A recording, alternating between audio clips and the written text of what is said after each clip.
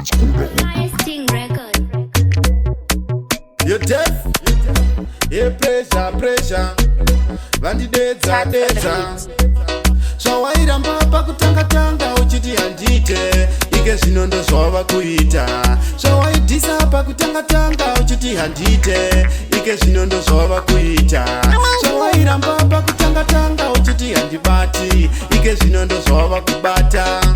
Muri vabati vebasa rakashata, vabati vaJehovha vanouya vachita sekuhofa. Saka inini ndavanzwa, muriko kure musaita musikanzwa. Varipo vanobaya kunge munzwa, saka ndapota ichi chiziviso ndakuyeuchidza. Zvuti zvawaitoramba uchiti haubatike zvinobata, waita hauitike zvinoita, waita urarike zvinorara.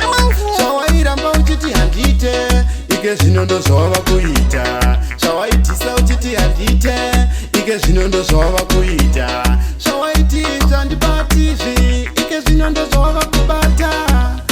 Makunorota, makunoketa, ngoma takubhita, vaziva wozita, saka ndozvatinoita.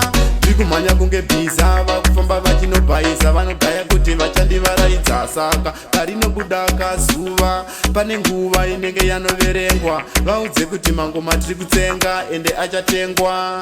Zvawairamba uchiti handite, ike zvino ndozvava kuita. Zvawairamba uchiti handibati, ike zvino ndozvava kubata.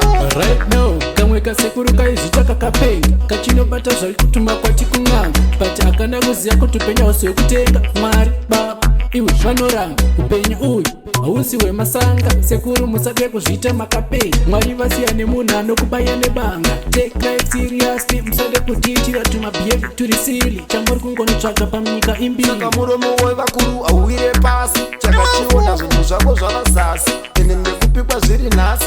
Saka zvakubvisa tsitsi, saka usadhise. Pamwe pacho waiti iwewe kuti haumisike, haudhisike, hauchisike. Vatichiona nhasi kuti wachepa, ende wachepa kupera semoto wepepa. Saka usazvifurira, usazvifonera, usazvigaira.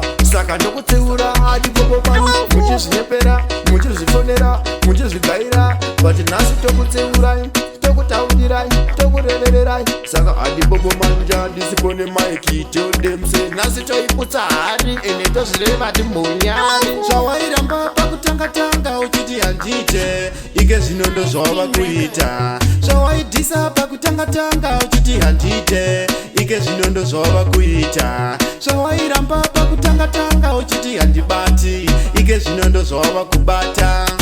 Muri vabati vebasa rakashata, vabati vaJehovha vanouya vachita sekuhofa. Saka inini ndavanzwa. Alliance Music.